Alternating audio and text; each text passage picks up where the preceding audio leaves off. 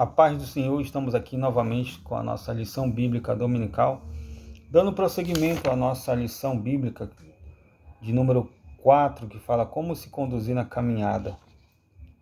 O ponto 1, ele vai dizer assim: o padrão de conduta na caminhada cristã. Jesus como nosso padrão de conduta. Então é Jesus que tem que ser o nosso padrão de conduta. É o Jesus que tem que ser o nosso norte. Quando eu falo norte, é uma direção em que se deve levar. Um caminho que vai nos direcionar para que nós não venhamos a errar em nossa caminhada. Antes de analisarmos o texto bíblico em Efésios 5, como a gente já fez uma pequena análise lá na nossa introdução, cabe-nos refletir a respeito de um padrão geral de conduta para fazer a vontade do Pai nesta caminhada cristã. Há um padrão que o Senhor Jesus espera de seus discípulos para fazer a vontade de Deus nessa vida. É uma pergunta. Há um padrão que o Senhor Jesus espera de seus discípulos para fazer a vontade de Deus nesta vida? É uma pergunta. Sim, há um padrão, há uma conduta, há uma forma de andar, há uma forma de agir, há uma forma de se falar. Existe? Existe. Existe uma forma de andar? Existe uma forma de se conduzir na caminhada cristã? Claro que existe. E qual é? Qual é essa conduta? Qual é o tipo de conduta que eu vou ter que trilhar conforme a palavra de Deus para agradar ao Senhor? Qual é esse padrão? Ou seja, qual é esse molde que eu vou conseguir? Que eu vou saber qual é? Quem é que vai me dizer se eu estou dentro dos padrões estabelecidos pela palavra de Deus? Olha a caneta. Essa caneta, eu não estou ganhando nada por ela, mas a marca dela é Bic. Todas as canetas Bic são padronizadas.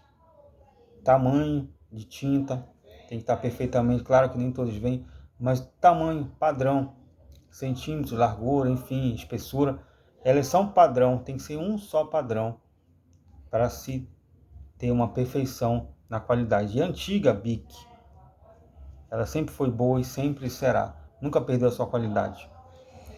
Pronto, Bic, já pode me pagar os direitos autorais aí, estou fazendo propaganda de você. Então diz assim: a palavra padrão expressa uma norma determinada por consenso ou por uma autoridade oficial que se torna base de comparação consagrada como modelo a ser seguido. Então Jesus é o nosso modelo a ser seguido. É Ele que é o nosso padrão. É Ele que é a nossa forma. É para Ele que a gente tem que olhar. É Ele que é o nosso alvo. O apóstolo Paulo já havia dito isso em sua carta, que o alvo dele é Cristo, o padrão dele é Cristo. E até nos ensinou. Ele ensinou a nós. Ele disse: sede meus imitadores. Sede meus imitadores. Ele puxa para ele. Sede meus imitadores, assim como eu sou de Cristo. Então, se é difícil para mim eu imitar Cristo, se é impossível para mim eu chegar à mesma perfeição de Cristo, a tudo que Jesus fez, a forma que Jesus amou, a forma que Jesus se entregou por mim, é difícil para mim eu entregar minha vida pelo próximo? É difícil para mim eu amar o meu inimigo?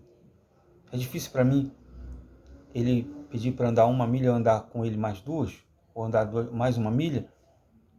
É difícil ele me pedir uma capa, eu ajudar de outra forma, dar uma capa e dar mais outra, enfim. É difícil para mim? Nós somos limitados. Mas o apóstolo Paulo deu-nos a receita. Ele disse: sede meus imitadores. Assim, tá difícil para você imitar Cristo? Não estamos aqui colocando Cristo em segundo plano. Então vamos imitar Paulo. Mas é como se Paulo quisesse dizer: olha, se está difícil para você imitar Cristo, tentem me imitar, que eu estarei imitando, eu estou imitando a Cristo, eu não estou imitando outro padrão, eu não estou seguindo uma outra doutrina, eu não estou seguindo um outro Deus, eu estou seguindo a Cristo, eu estou seguindo a Jesus como Salvador. Então, me pegue como modelo, que vocês estarão imitando a Ele. Então ele que é o nosso padrão, ele é o padrão perfeito, é o único padrão que a gente tem que seguir. Não existe outro padrão, não existe outra forma a ser seguida. É ele que somente. Aí Jesus fala lá em sua carta, eu marquei aqui, vale bom lembrar, a gente lê. Porque eu vos dei exemplo para que, como eu vos fiz, façais vós também. Está lá em João capítulo 13, 15. Quem lembra disso? Foi por ocasião de Jesus, quando lavou os pés dos discípulos, que ele se abaixa lá, começa a lavar os pés dos discípulos e enxugar. E ele diz, eu vos dei o exemplo, façais vós também. Só que, infelizmente, muitos não entenderam.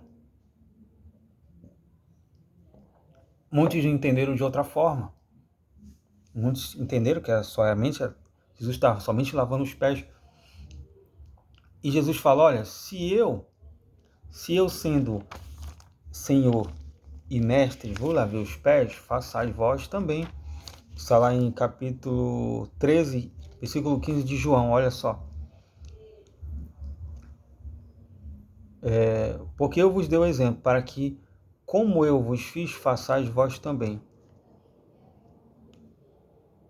E ele diz assim, ora, se eu, Senhor e Mestre, vos lavei os pés, vós deveis também lavar os pés uns aos outros. Que é lavar os pés? De quem era essa função de lavar os pés? Vocês sabem me dizer? A função de lavar os pés se dava aos servos. Os servos que lavavam os pés de seus senhores. Quando os senhores vinham da rua, de qualquer outro lugar, que precisava lavar os pés, que vinham cheios de terra, não é como hoje, que é asfaltado, que era uma estrada muito cheia de areia, terra, barro, enfim. Então era necessário chegarem, sentarem, colocarem uma bacia, uma toalha e lavar os pés, tirar a sandália dos seus senhores e lavar os pés. Quem fazia isso era um servo, um empregado lá da casa. Então Jesus fez esse exemplo, olha, eu sendo Senhor e Mestre, eu me abaixei e me fiz como um servo e lavei os pés de vocês, vocês têm que lavar também um dos outros. Ele não estava querendo dizer que era para lavar os pés, literalmente. Ele queria dizer, olha, sejam humildes uns para com os outros.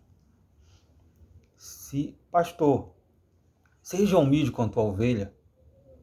Ovelha, seja humilde com o teu pastor e vice-versa. Professor, seja humilde com o teu aluno. Aluno, seja humilde com o teu professor, com o teu mestre, com o teu discipulador, enfim. É um fazendo elogio ao outro, é um se achando menor que o outro. Não, você é maior que o outro. Não, você é maior que eu. Não é isso. Infelizmente, o mundo já está mal, como diz a palavra. O mundo está mal. O mundo está caído, como a gente leu aqui, ó. Os dias são maus, o mundo está mal. O amor esfriou. O mundo já não existe. No mundo já não existe amor. O mundo não conhece amor.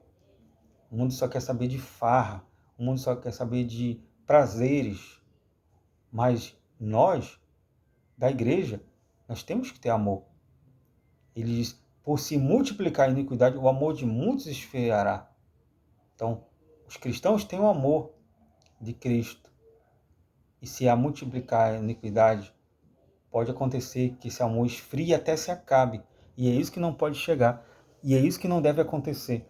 É esse padrão que a gente tem que seguir. O padrão de quê? De Cristo.